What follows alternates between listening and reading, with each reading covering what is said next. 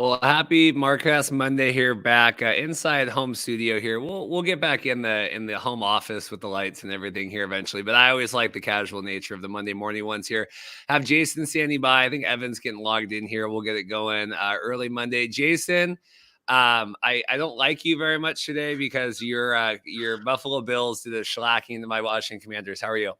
I'm doing good, Reed. A little bit of a mixed weekend, obviously, with the Bills beating your Commanders yesterday, but the Ticats getting clobbered on Saturday. So a bit of a mixed weekend for me, but overall, I'm doing good. Yeah, Mariners got swept in Texas. We're going to see them tonight. Houston's coming here. Obviously, BC Lions won. Commanders lost. Seahawks are barely hanging in there. They got over the Panthers with Andy Dalton, which it says, I don't know if that says more or less than you want to know about the Seahawks, but it was a mixed bag. And then obviously I got my Kraken hat on. Preseason starting tonight. We're doing the split squad. I think half the guys are going to Calgary. I'm not quite sure how that works, but a lot of other news here. Obviously, we've been talking the XFL stuff and the NSFL and the hubs and all that. We're going to leave that all on the table today. We're going to talk CFL. Overall, a little bit of a sleepy weekend. It's hard with these NFL games to compete. What did you make overall of the slate? Yeah, I would say it was one of the weaker weekends of the season. I think that, I thought the BC and Edmonton game, I watched that one. It was pretty entertaining, I think, throughout. But at the end of the day, it wasn't really that great of a finish either. So, I mean, just one of the weaker weekends of the season. And hopefully we get better in the coming weeks. Yeah, you see here, the CFL is still not working on this. Zeros across the board. Exciting times here. Let's start here. Let's start with the one that you were at BMO Field. Ticats going in. This is weird. And I talked with whoever the heck was on the show this last week, Derek Taylor, kind of everyone else.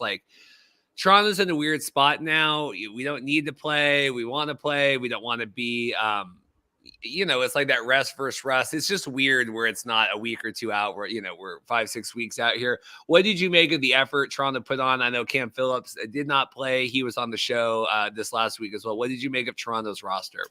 Well, I think the major difference between the roster compared to normal was AJ Ouellette. They rested him for this game. Andrew Harris was put on the 6-game injured list, I think, trying to get him ready for the playoffs. So those are just the main differences from the roster, and they just really kind of hit the ground running in this one, and were able to really just take it to the Ticats once again. It's like I was saying before, after Labor Day, I've seen this game 3 times this year. It's the exact same game. The Argos pull away in the first quarter, and Hamilton tries to play catch up the rest of the game, and they just simply cannot do it against this team. There's just such a talent gap, it seems, between these two organizations right now. Are you surprised that we're not seeing that Chad's still running out there? I mean, he did not have the cleanest game. He had the 2 picks, and it was almost 2 pick sixes, right? If I was kind of watching, we're not seeing Brian Scott, we're not seeing Ben Holmes, we're not seeing anyone else. Yeah, I'm kind of surprised that he stayed as late into the game as he did. Actually, he stayed the entire game for the Argos. So I was surprised that they didn't pull him out in the fourth quarter, but I guess it was still a 2-score game at that point. Not that they needed to win the game, like you said, but I think there's some incentives in Chad Kelly's contract about, I think, if he wins MOP. So I think that's also a motivating factor down the stretch. And the fact, like you said, that there's 6 games, you can't rest everybody for 6 weeks in a row. So it's going to be very interesting to see how the coming weeks play out for the Argos. Yeah, no, it's it's a good problem. It's a first world problem. They're kind of having to navigate that. I mean, certainly, I think you would take the first first division bye, kind of all that stuff. Just surprising me. It felt very much like Patrick Mahomes running around yesterday against the Bears, and you're up 40-3, and Taylor Swift's in the suite. Okay, Patrick's got his ankle rolled up. What are we doing here? Do you think that Chad Kelly at this point is the MOP? I know we've batted that around in our group chat, and obviously Zach Claros, and he's kind of always perennially there as well. What do you make of Chad Kelly's chances? Well, a few weeks ago, I would have said Chad Kelly over Collaros, even though there was a statistical gap. Collaros' numbers are better, I think, just plainly stated. But I think, what I was going to say is that Chad Kelly is really the story of the CFL season, and the narrative we see time and time again in sports plays into these awards. And the fact that Collaros has won the last 2 years, I think there would be a little bit of fatigue. But Collaros is just kind of separating from the pack at this point, just because of some mediocre performances from Kelly and the fact that the Argos don't really have anything to play for down the stretch here, whereas Winnipeg is probably going to have to play, out the string here the rest of the season. So I think, it's Collaros' award to lose right now. Yeah, that's kind of the interesting part about it. Winnipeg, and I've got here, this tab up.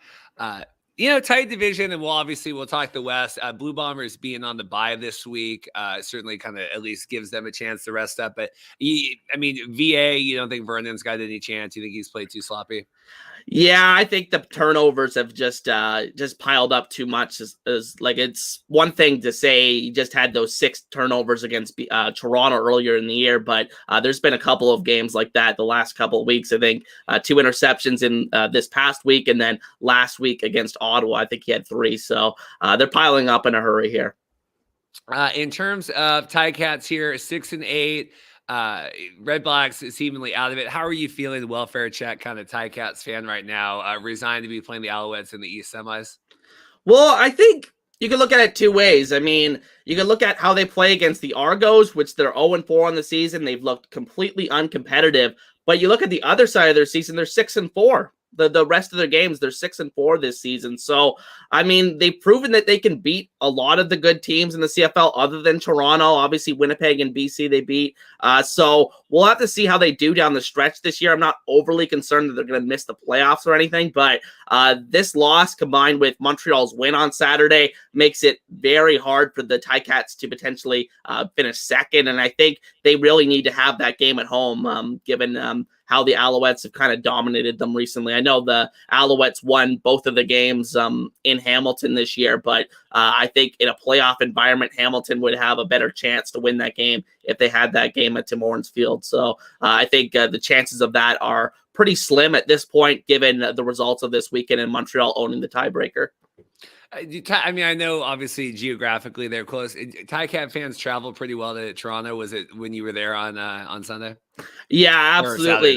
Saturday, yeah, absolutely. Almost every time, like the Ticats really boost the attendance there for the Argos. I always make a joke to my buddy on the weekend. I was saying I'm gonna go out to the game because I gotta boost the Argos attendance numbers. So we usually do that. Like me and my friends usually go to Toronto every time they're in town. So just didn't end up on our way this time. Yeah, don't get it. Wasn't that they had the big fights there a couple years ago with they got a little out of hand, a little rowdy after. In terms of your quarterback here, Taylor Powell, aggressive here, 27-42. Obviously had a couple of picks on that. Butler getting a little bit of work. What did you make of kind of the offense the Ticats put together? Honestly, they played terrible in this game. I mean, 14 points, obviously not a very good output, but I think they looked even worse than that. I think they really were only able to move the ball in the 4th quarter when the Argos defense backed off a little bit. Very few big plays. There were a lot of 2-and-outs. There were a lot of pre-snap penalties. Taylor Powell threw one of the worst passes you'll see in the CFL this season, an interception on a flea flicker play. So usually when you run a flea flicker play, you're looking to throw it deep, but he decided to throw it right back over the middle, got picked off by Winton McManus. Winton McManus had a great game in this one with 2 interceptions. So, I mean, the Ticats offense just did not look very good in this one. Taylor Powell also had an intentional grounding penalty in the end zone that led to a safety for the Argos. So did not have a very good game in this one. But like I said, it's weird because he plays so poorly against the Argos, but recently against the other teams in the CFL, he's looked pretty good. So it's hard to get a read on Taylor Powell at this point. You were going to say, you see one of the worst passes of the weekend. I saw Deshaun Watson throw probably a worse pass down for the Cleveland Browns. But no, in the CFL, that's fine. I know we've been talking with this and I don't know. I mean, we're still talking Bo comes back. I don't know if 16 weeks of rested Bo does anything at this point. I don't know what the Ticats do next year. This feels like I said, kind of going into the slaughterhouse. It is the Alouettes. Just, I know, was it Hamilton beat Toronto in the semis? Was it 2 years ago when they went to the Grey Cup? I get it. It can happen and all of that. I don't know. What do you make of the long-term play here following the season for Hamilton? Well, it's worth noting that Bo was reportedly back at practice last week, doing individual drills, not with the team, but like working out in his own section of the field. So it's worth noting if he gets back on the practice field this week, we could potentially see him on the field as soon as this week against the Stampeders, which would be, obviously a revenge game for him. So that would be very interesting to see what happens with that. But I think at the end of the day, I mean, it's not really an inspiring option given what we've seen from Bo Levi this season. Powell has shown some signs, but also some signs that are like, that raise red flags for you. I think he holds the ball way too long. Sometimes he doesn't have the best decision making. I was having a discussion with somebody on Twitter, another Ticats fan. He was saying that, he's kind of afraid of facing contact a lot of the time, kind of shies away from hits. So, it's very interesting to see what the Ticats do with their quarterback room next season because, they could go the young and cheap route with Powell, who's still under that rookie contract. They could bring back Bo if they're insane, or they could go and bring in someone from somewhere else in the league. So it'll be interesting to see what they do this offseason and how this season ultimately ends for the Ticats. I don't know. I just feel bad. Like, obviously, and we talked preseason. I mean, we've talked a lot here, and Ticats making the big move and doing all this, and we're hosting. I know when we were there 2 years ago, they're like, "This isn't the real Grey Cup," and COVID and kind of all that stuff. Okay, now we're going to give it to them again, and there was all that controversy. People, why? How come Hamilton gets it again? Whatever. We're doing it. I mean, it does sound like the events around everything are going to be great. I know we have someone from the Grey Cup Festival going to be coming on here at some point to kind of preview a lot of that stuff. But it does feel like kind of this wasted year of we're doing it again. And, Ticats just last year was really forgettable. And it feels like this year is going to be pretty forgettable as well. Yeah, it just felt like they never really got off the ground this year. Obviously, with the 0-3 start, that doesn't help matters when you dig yourself that big of a hole, and they're still haven't got back to 500. If they won this game, they would have got back to 500 for the first time this season. So, I mean, really tough season to watch as a Ticats fan. But, I mean, honestly, when you look at it from a year ago, I think they actually have a better record at this point of the season than they did last year, which is saying something. Yeah, last year was kind of burn the tape. That was and Dane kind of going crazy and all that. In terms of Powell long term, has he succeeded well in this? I mean, we got Schultz floating around as well. Like, do you feel like he's, whether it's with the Ticats or elsewhere, has kind of proven himself through all this year?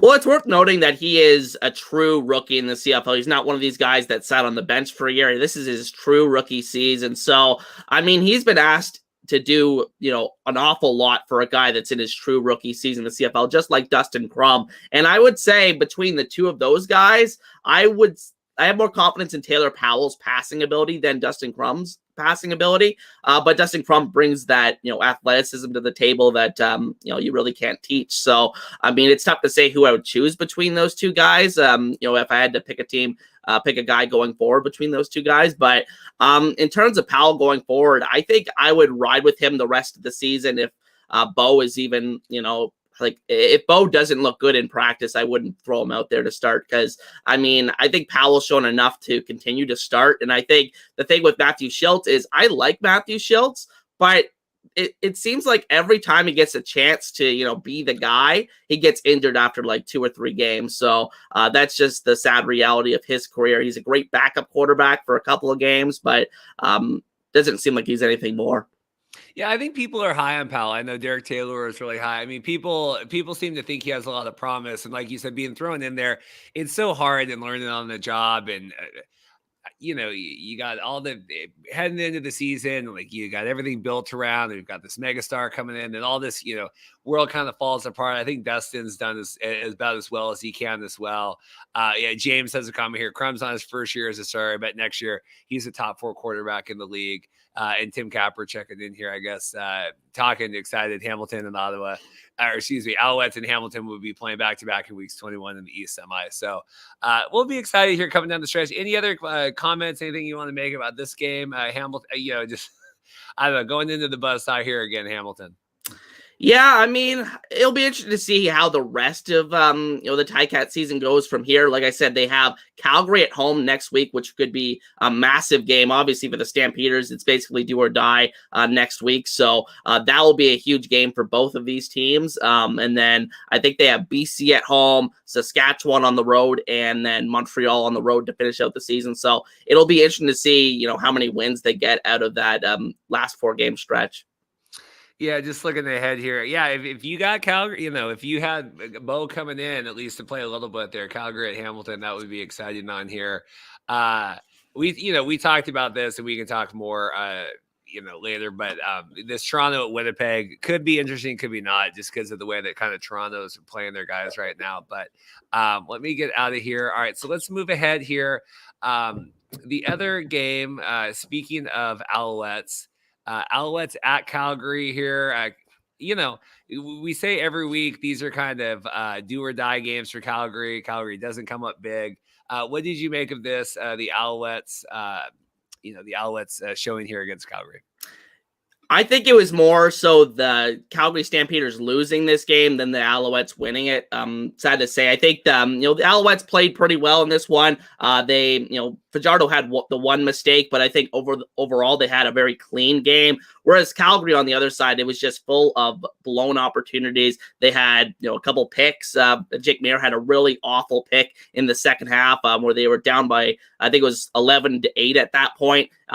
Early in the third quarter, they have the ball inside the Alouettes 10-yard line, throws a pick in the end zone. So that was a huge play in the game. And then the Alouettes, the next drive down to extend their lead with another touchdown. So, I mean, just so many blown mistakes this year by the Stampeders. And I think that it's starting to look like a lost season for them. I feel like this clinches their first losing season in a long time now with 10 losses. So, I mean, they're not completely out of it because Saskatchewan, we'll get to it, they lost to Ottawa on Friday night. So, I mean, this was just a great opportunity for Calgary to get themselves right back into it, because if they had won, they'd only be one game behind Saskatchewan. And then Calgary would have a head-to-head against Saskatchewan in a couple weeks. So they had an opportunity to pass them in a couple weeks here, but they didn't take advantage of it. And we'll have to see how the rest of the season plays out, but do not have any faith in them at this point. I feel like something's missing and something's off with that team right now. And they just have no ability to, win games. They don't have that composure late in games, even though they've been in a lot of close games this year, even though this wasn't one of them.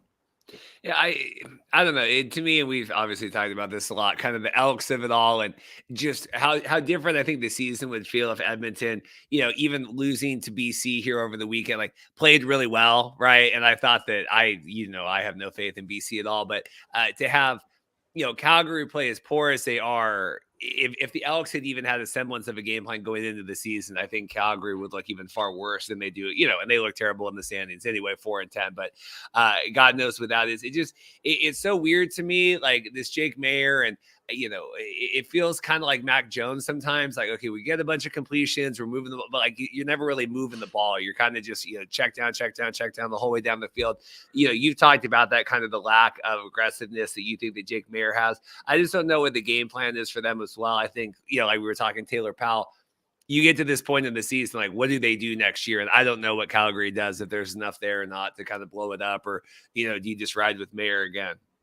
Yeah, exactly. And to build on our point earlier about Dustin Crum and Taylor Powell, it's it's easy to say, oh, these guys could grow into something next year, and you see their trajectory. But the thing with Jake Maier is we thought he was fantastic. His first 10 or so starts in the CFL.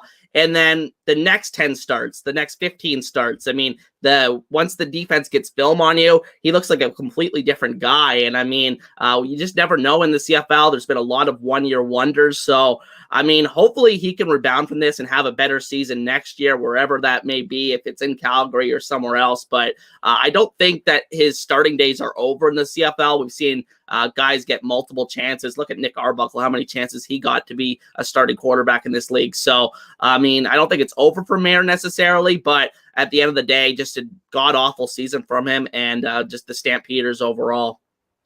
It's so weird, and I remember those first couple games when he came in and played when Bo went down. Was it 3 seasons ago now? And right, they lost right at the buzzer against the Alouettes, but he came in and threw, was it 300, 300 plus yards for that. Like, the promise there, and I know we had him on, and like Calgary saw. It's just so weird that, like, yeah, you're right. This is someone like we thought, oh, this is the next star, and Calgary's got their guy for the next decade here, and now it's so unsure with that, and I don't know if it's game planning or what. Yeah, he just, like you said, you get tape on him. It just feels like he's a different quarterback now. And this to me was always like the sure thing. Like, oh, Calgary, like kind of like when the Patriots drafted Mac Jones. Like, okay, man, like they're set here. Like, man, they had this and they're set. Like, you had Bo. Now you're gonna have Jake for that. I think he's a really good guy. I want them to figure this out because I think the CFL is obviously in a better position when all the teams are successful, but especially Calgary. I mean, it's just a shame when you see these kind of empty stands right now, and I just it seems like they're in a little bit of a like loose footing, if that makes sense. Yeah, for sure. And just to add another player to that, comparison, another guy that hit the wall was Dane Evans last year, right? Like, again, looked great that first season as a starter back in 2019 when Jeremiah Mazzoli went down, and then looked pretty good in 2021, got them to the Grey Cup again, and then last year just completely hit the wall once, he made those first 10 or so starts. And, after that, just the defense figured them out. So, I mean, like I said, it's very tough to tell with these quarterbacks. Well, and yeah, and you talk Dane, and even with all the injuries this year, they were talking, oh, BC, like, are they going to trade for Dane or what's going on? Like, I mean, he didn't look phenomenal. Was it in the one star he played when Vernon was out? Like, I mean, it's. I would take Dane over a lot of guys, but it wasn't like he was setting the world on fire. Of BC's got like we kind of thought hypothetically before we kind of saw Dane play. Yeah, exactly. And it'll be interesting to see if one of these teams this offseason makes Dane their starting quarterback in free agency. Like, I wouldn't rule it out. I'll tell you, and I know, there's all this going on with the XFL and the USFL. Like, I would start looking at some of these guys. Like, we got to move on from this carousel. I think you're right. I'm not saying you're wrong, but like, the Arbuckles of the world, and like the data, like I don't know. Let's expand the pool here. Let's get some of these guys up. Let's, like I said, Toronto, like, let's see what Brian Scott has. Maybe then maybe you could go trade him for something or do whatever. Like, some of these guys, I don't know. I don't know what their harm there is in trying. And I know that there's a lot of legacy in these teams. And okay, like Calgary, and we got to go with the sure thing. I don't know. I would kind of throw it up at this point. In terms of the Alouettes here, Cody, a little bit better. The one pick on this.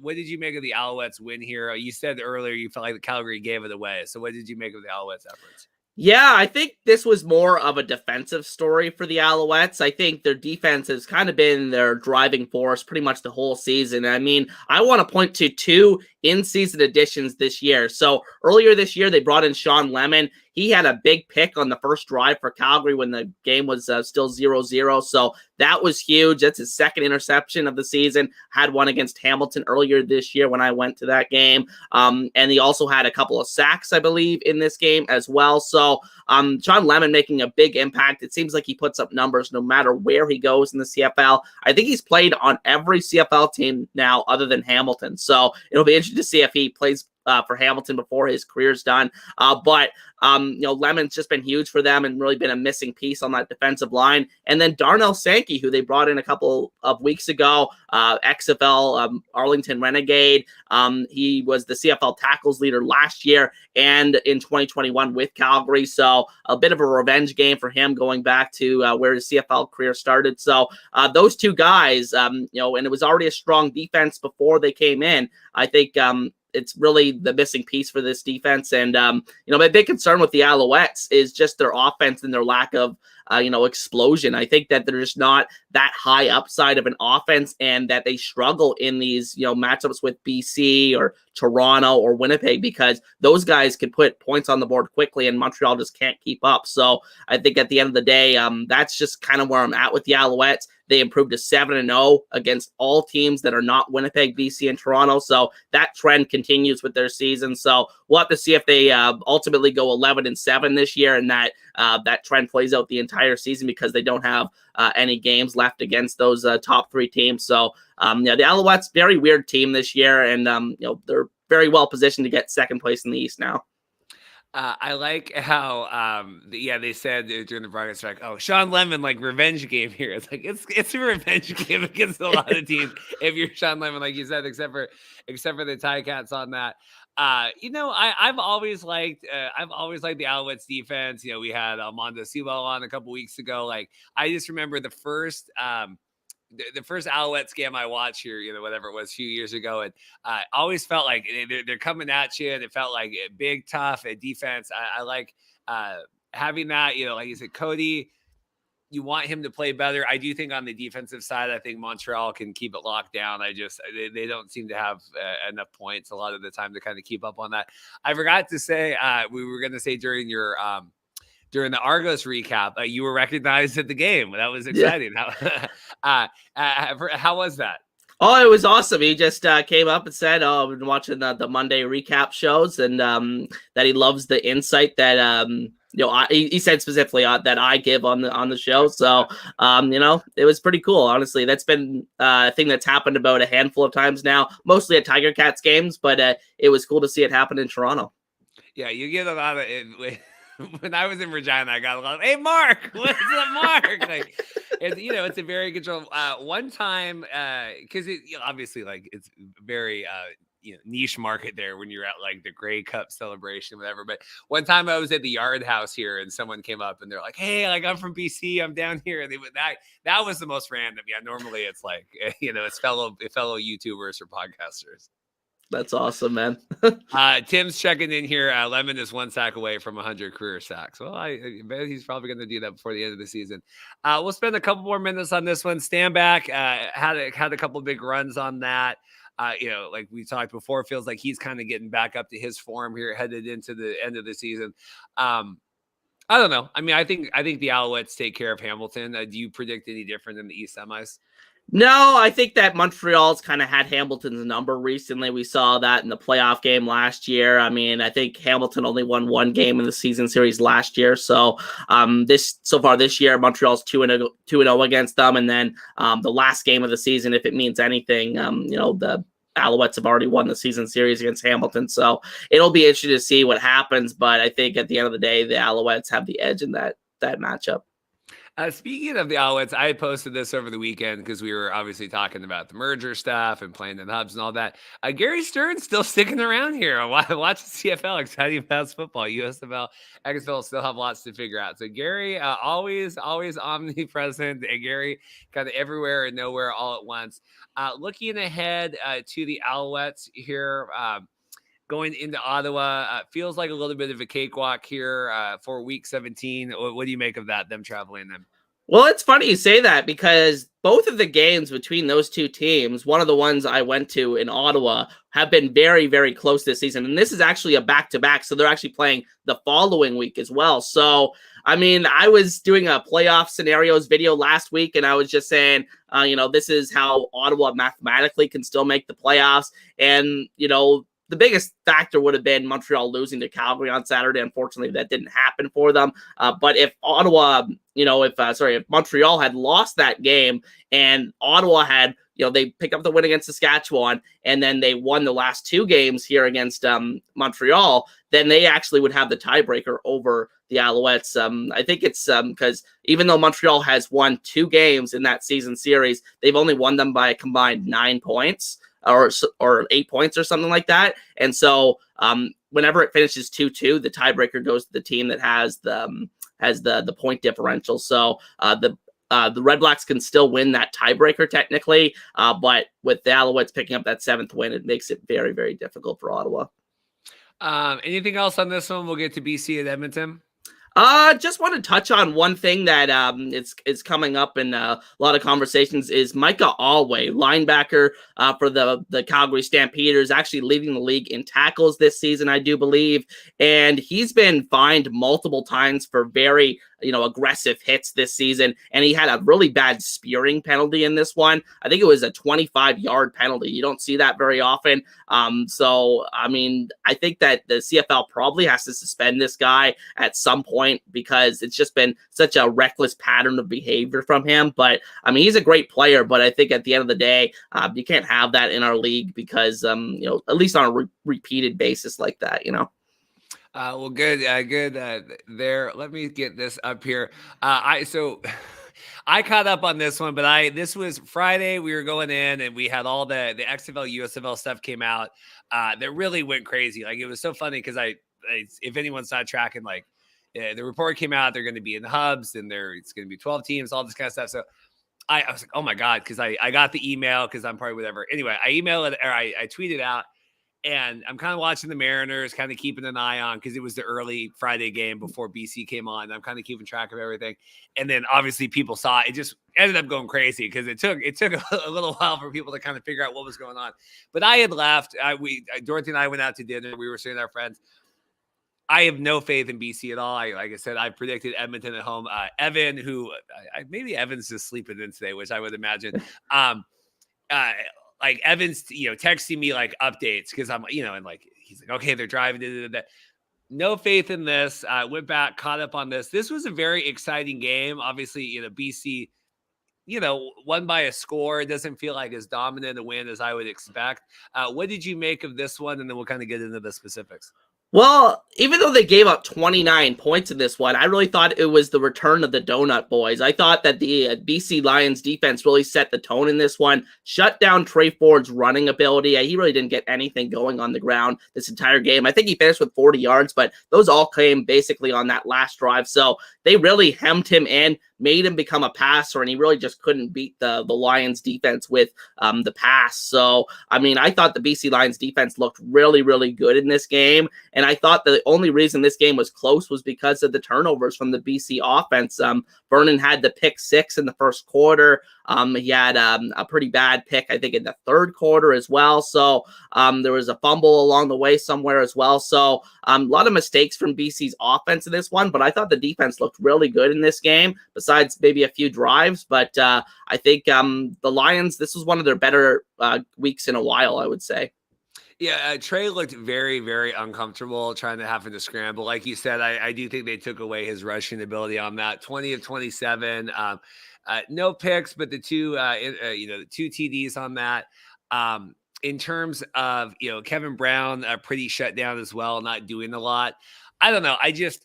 It was exciting. I mean, there was a lot of turnovers, and I think there was a fumbled, or there was a punt return for long. I mean, it seemed a little more back and forth than maybe the score would dictate here at the end. I don't know. I had predicted Edmonton the other way on this. Should I feel more confident now? BC headed in now to the kind of final stretch. Well, I actually picked Edmonton to win this game as well on my channel, so you're not alone on that. But, I mean, I still have confidence in BC, even if they had lost this game. Edmonton, I just had a lot of faith in going into this game, just the vibes around that team. But clearly, BC is still the better team between these two. I think the talent gap really showed in this one, and I thought that, like I said, if it wasn't for the turnovers, this game could have been like a 20-point deficit. You're getting Taekwon and Mizell back in here. Obviously we had talked about kind of the lack of rushing the last couple of weeks and, playing from behind. Good to see him there on that. Like I love Vernon. I just don't think Vernon can throw, 30, 35 times a game. I think you need to kind of have a more developed offense there with that. In terms of, I had a comment I was going to lose. Here I was looking ahead next week. Saskatchewan at BC, I would say, that's a cakewalk. I don't feel that way right now. What do you think of a hungry Saskatchewan going into BC next week? Well, I mean, it's tough to say given what we saw the last two times. The last time these two teams played, where Saskatchewan upset BC, and that was one of the upsets of the season at that point. So you can't count Saskatchewan out, but I think this time BC is going to remember that game, and they're going to be able to win that game at home. But nobody can be counted out in this CFL this year. There's very few teams that are just that just lay down and don't put up a fight. So I think that will be a close game, but I think BC will probably win it. It's so funny when talking with Derek Taylor with the Blue Bombers last week on their bye, and we were talking about because obviously Winnipeg had just lost to Hamilton in that big game, and he said it was the same thing last year, and hey, you're playing Hamilton right before the bye, that they didn't show up, whatever. Same thing this year, he's doesn't know if it's human nature or something. There is something to be said for that. like your BC and Saskatchewan, like who cares, whatever, playing down. I mean, look what happened to the Cowboys at the Cardinals here yesterday. Like, I think, certain teams you just think you can sleepwalk through. And then we saw what happened with BC, a couple of those games on that. Do you have any comments on that? And then I have a question for you. Yeah, I mean, that's just the nature of football, really, is that, any given Sunday or Saturday or whenever they're playing in the CFL. So, I mean, at the end of the day, any team can beat any team, and we've seen that this year. Look at Ottawa beating Winnipeg earlier this year. That was crazy. In terms of Trey, you said, obviously BC kind of keeping him locked down. Does this give you cause for concern with Trey Ford moving forward? Have teams started to develop defenses against him, or is this just like BC played really well? Well, this will definitely be something that he has to work through. I think that, teams are going to have adjustments. And like I was saying before, like the first handful, the 10 starts in the CFL, you may be able to catch defenses off guard. I mean, you look at Dustin Crum with that running ability when he first came in, he was able to really torch teams with his legs. But I think that, eventually teams adjusted and made it tougher for him. But I think that Trey Ford is a little different. I think that Trey Ford is a much more dynamic athlete, and not all teams have the defensive personnel to kind of slow him down like BC did. I think BC has a lot of team speed on that defense. The defensive line for BC, such a mismatch against the Edmonton offensive line. And I think, Matthew Betts, he had a massive game in this one. So that was really good to see for BC. But I think in terms of Ford going forward, yes, he's going to have games like this where he struggles to pass the ball. It's just something that he's going to have to improve on as we go forward. But he has been blessed with incredible gifts in terms of his athleticism. So I think that, with that in mind, I think he'll be able to, still piece together some good performances down the stretch here and not completely hit a wall. Yeah, you saw Betts had a really good game. Really came after Trey, kind of friended the show there on that. So good to see. I don't know. I think BC. I just worry about that. Like, I see this again. I see them going into Winnipeg. I see the defense giving up a couple long, drives. Winnipeg goes down, and then BC struggling to keep up. And Vernon kind of having to do too much. Like, I think the defense has to keep Vernon kind of calm in that, where it's like, okay, I can just kind of go out. I don't feel like I have to make up all these points on my own. They need to keep things manageable. I don't know. What do you make of that? Like Vernon's headspace going into the kind of the playoffs here? Yeah, I mean, he's just such a frustrating player. And he's always been like this, like ever since he became a starting quarterback in the CFL. I mean, probably the best version of himself was in 2019 with Montreal, where he was a borderline MOP candidate in the East Division. And I think, even then he had a lot of up and down games. I mean, there's games with him that, just the decision-making just isn't there. I mean, I used to say his biggest weakness was his accuracy, because he used to be a lot less accurate of a passer. He used to be like in the 50%, range in terms of a passer. But I think, that's aspect of his game has really improved. And I think it's more so the decision-making at this point. He just cannot throw the game away for the Lions. And I think that that's going to be the key when they go into that matchup against Winnipeg, because it's really looking like that game is going to decide a lot in the CFL. And it's worth noting that that game is in BC. So it'll be interesting to see what happens in that game and ultimately who gets the tiebreaker there, because it looks like whoever wins that game is going to finish first in the West. Yeah, and I was looking, and I need to talk with Dorothy about this. I think that could be a doable game here going up to BC, especially at the 7:00 start. We'll see about that. I think we have dinner party the next day, but I would like to be there for that. I just, looking forward to the playoffs. Yeah, if this is in IG Field, I just don't. I just think you get frazzled, and I get frazzled as a fan watching. I couldn't imagine being there and having 40,000 people, whatever, screaming and yelling and kind of all that stuff. Like, I just think it's really easy to let the game slip out of hand on that, and I think Mayer gets that way sometimes too with Calgary. Like, you get frustrated and you're trying to do too much. I mean, obviously we've seen Dane Evans kind of do that in the past as well. But we'll see. This would be exciting. This 7:00 on the 6th might have to. I mean, that could be literally like the playoff preview there. Yeah, for sure. Anything else on this one? Vernon defense looking good. Mizell running. We talked about that. Keon Hatcher had a day on that. No TDs, but obviously huge targets on that. I saw him running around. Anything else from the BC or Edmonton side?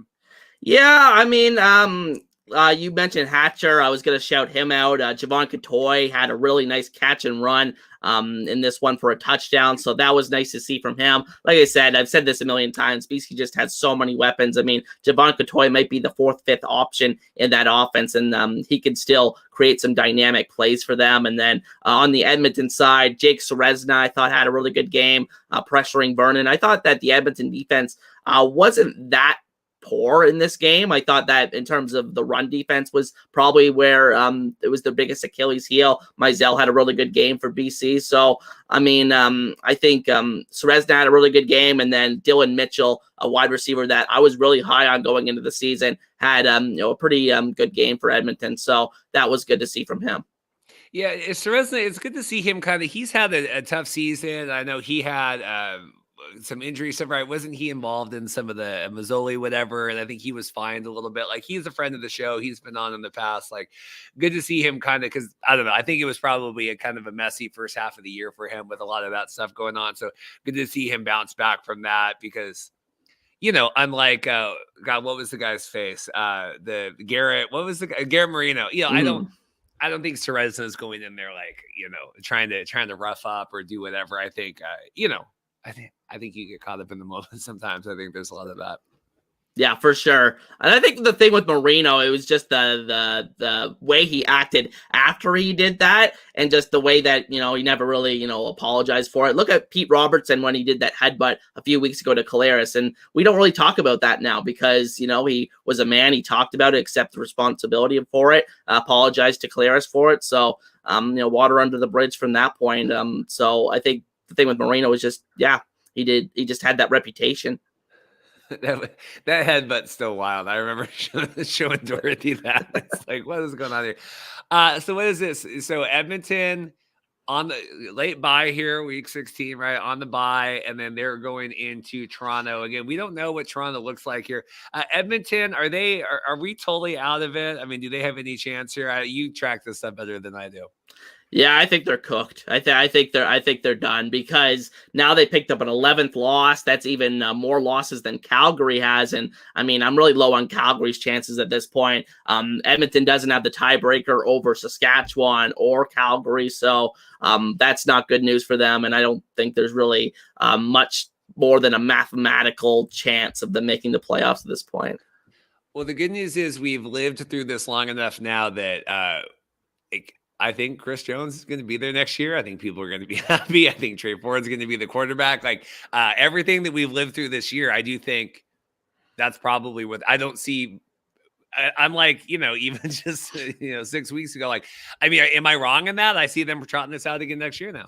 Yeah, I mean, I bet they might as well, given how they've kind of turned their second half of their season around, and so they don't have to deal with those football operations penalties as well. So I think, Chris Jones is probably pretty safe at this point.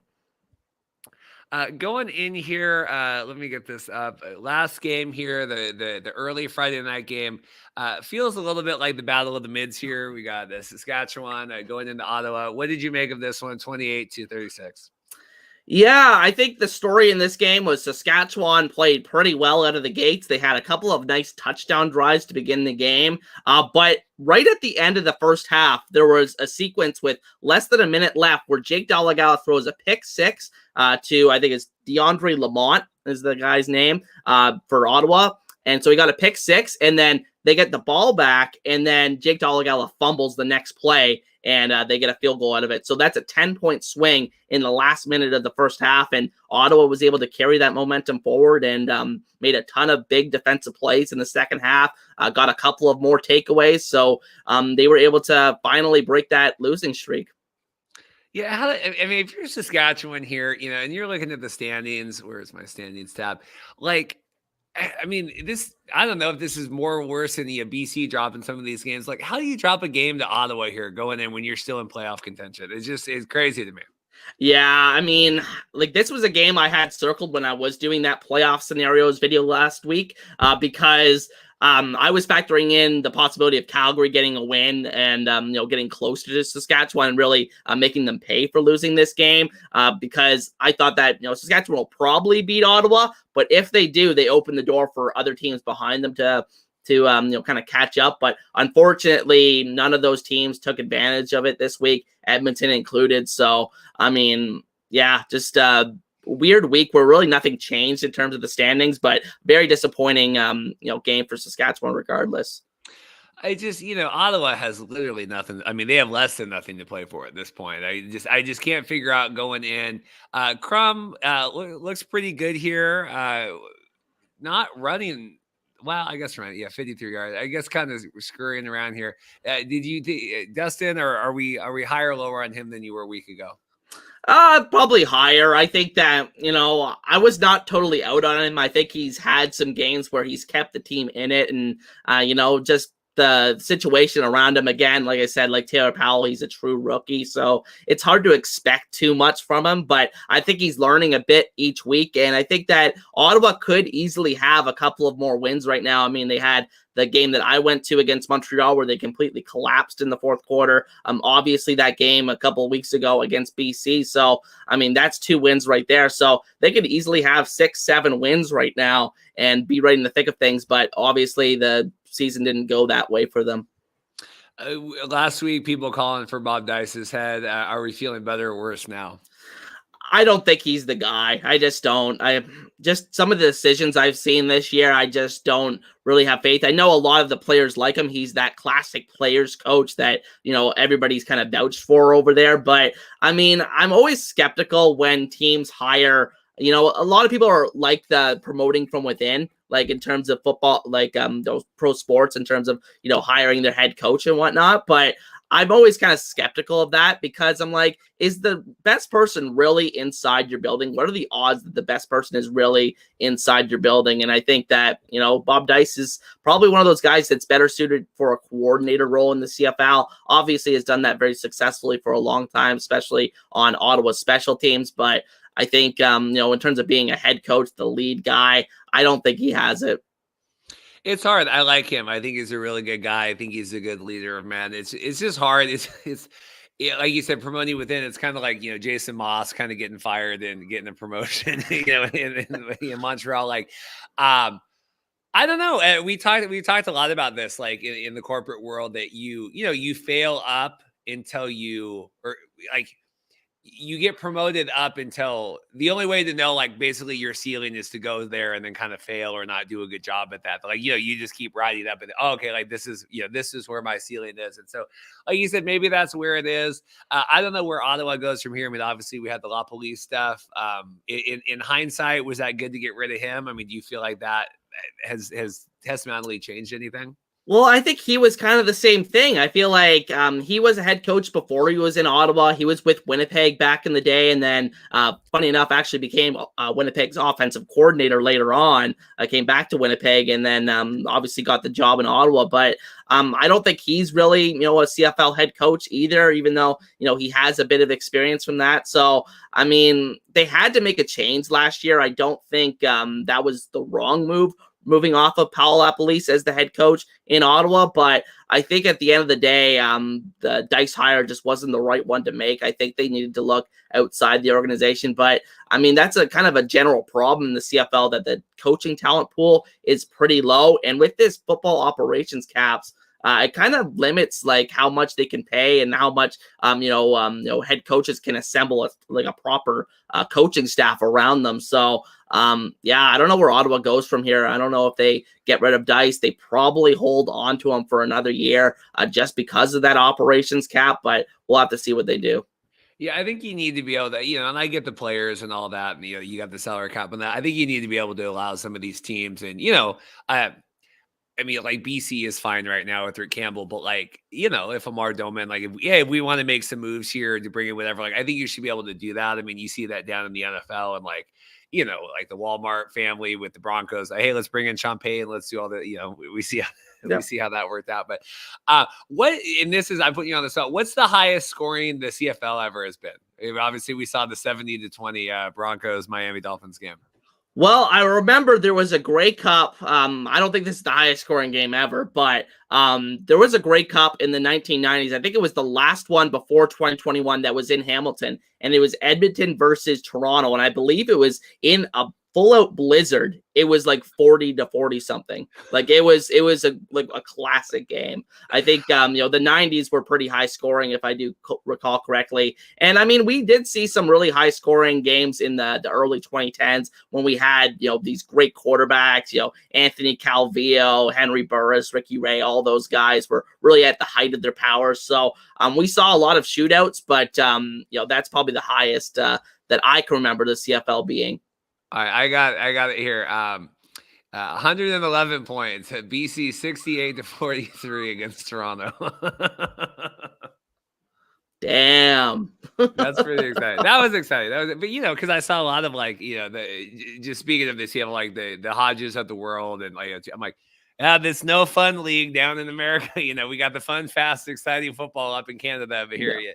So there you go. 68 points the most team. Circling back to this before we get out of here, Saskatchewan, Delagala. I still hear people talking about Trevor Harris coming back this year. Like, I don't. Does that do anything for you? Trevor Harris comes back at this point? Well, I think he would be their best option, like in a playoff scenario. I think Trevor has been, that's a narrative that I think is completely false, that he's kind of a bad player in playoff games. Like, he has actually had some great playoff performances. I think, looking back, that first year in Edmonton, 2019, he had, I think, 33 completions in a row to start the game or something like that in that playoff game. One of the best playoff performances I've ever seen. And then the year before, when he was with Ottawa, he beat Hamilton. This is the last time that Hamilton has lost to Ottawa.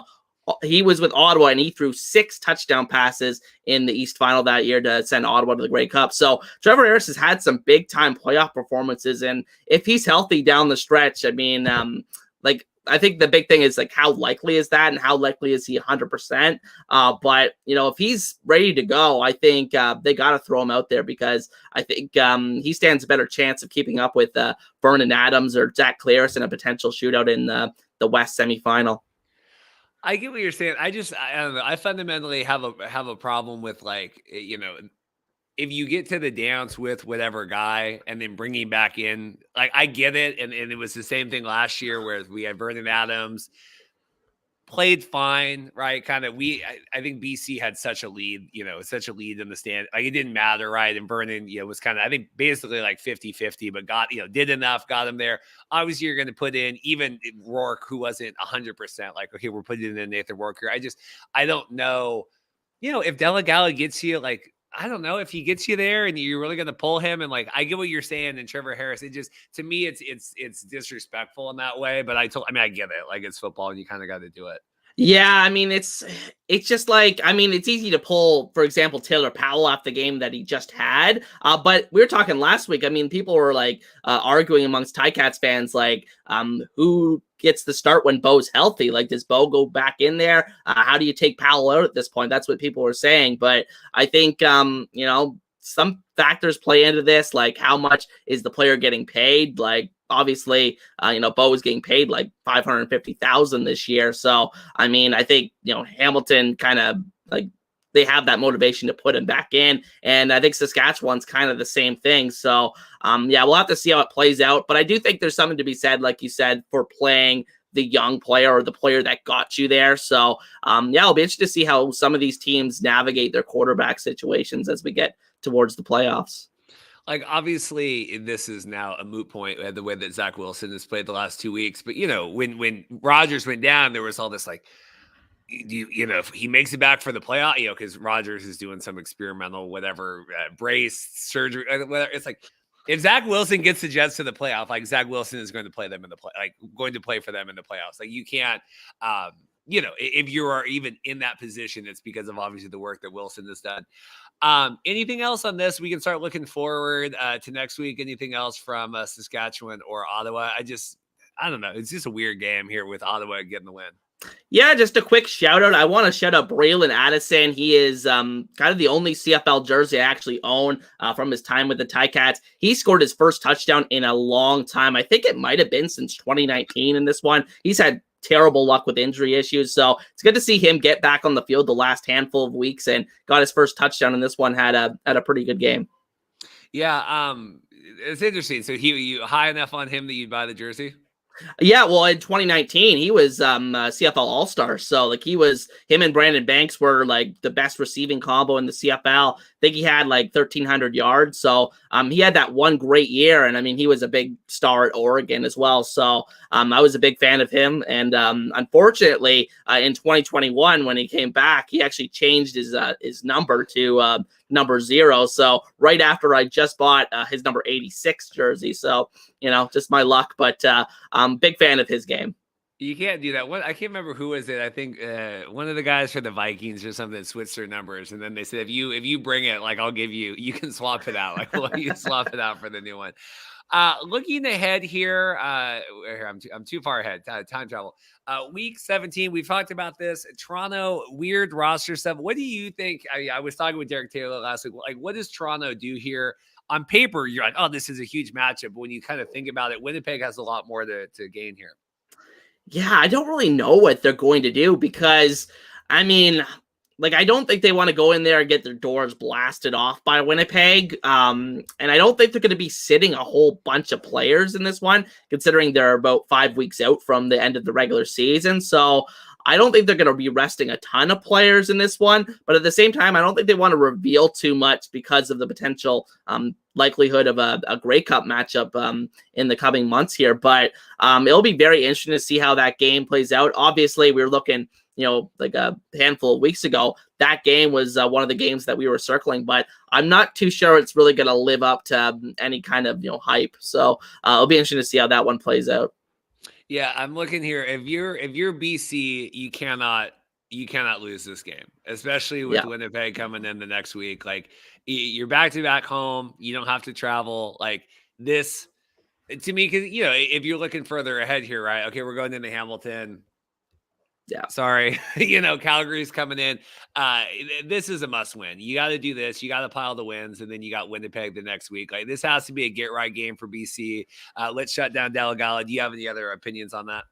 Yeah, I think it will be huge for BC if they could just have the same record as Winnipeg going into that matchup next week. So, in 2 weeks, I should say, against Winnipeg, because then if they win, they'll have the tiebreaker plus be one game ahead of Winnipeg. Whereas if they lose and then Winnipeg wins this week, then if they win the following week, they would be tied and they would have the tiebreaker, but they would be tied in terms of the actual record. So if they win this game, they keep pace with Winnipeg and they win next week, they will have a very good path for first place in the West. Then looking here, Montreal at Ottawa. I got like a voicemail there. What do you... I mean, it should be a slam dunk for the Alouettes. You have any different opinions? Yeah, I mean, like I was saying before, both of these games this year, they played each other twice. Once in week 1, where it was a 7-point, victory for the Alouettes. That was a game that Nick Arbuckle started, and then the other game was the game I went to in Ottawa, and Ottawa blew an 11-point lead with 4 minutes left in the game. So Ottawa easily could, have split those two games at this point. And so I think it's going to be very, very interesting to see if Ottawa can take a game or two off of the Alouettes in this home and home here. And it would really kind of shake up the East standings, especially for Tiger Cats fans. Are you going to be going to the Calgary game?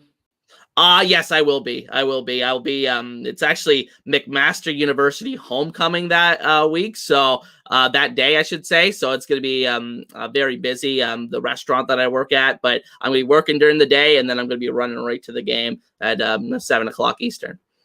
Well, good. Well, no Evan today. Maybe he was in class or asleep. We appreciate it. I assume he's okay. Hope everything's fine with that. Jason and I kind of locking this down here for the episode. I appreciate that. Obviously, we have a lot of XFL, USFL stuff going on. We talked about doing kind of a welfare check episode today. I don't know if people's schedules will accommodate that, but kind of keep track. I do know I have Rod Smith coming on this week. I think we're going to record Wednesday previewing the games for the weekend for the CFL, so that should be good. And then I need to send out some emails to see if we can get some players on, but otherwise I'm sure Andy or Pat or someone will come on to kind of react to the XFL stuff. Jason, anything else from you? What are you working on?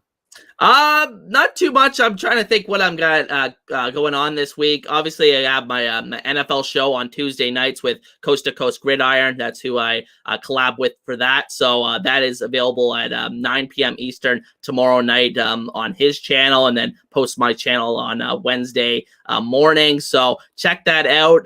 Been a new podcast over there, and then you'll probably have a couple of CFL videos sprinkled in this week with obviously the preview for Week 17. Yeah, be kind. Sam Howell, it was only his 4th career start, so let's not go too crazy here with burying the Commanders yet. I don't know. We were talking before we got on, like that first couple drives, and we're like, okay, we're keeping them in check, and then Howell throws the interception, kind of all that stuff. All went to bed. So don't kill the Commanders too much. But if anyone on here, say a prayer for the Mariners here. We got 7 games at home to wind out the season here. We're going tonight against the Astros. I hate the Astros. I think Verlander is pitching tonight as well against Castillo. So this could be a rough one, but just like say a prayer. Like we're trying to win the AL West here. So anything else from you, Jason? No, I think that's about it. Let's put this one to bed. Awesome. Thanks, guys. I appreciate James. Yeah, keep it up. Best damn CFL show. Appreciate that. And we'll see you guys next time. Take care.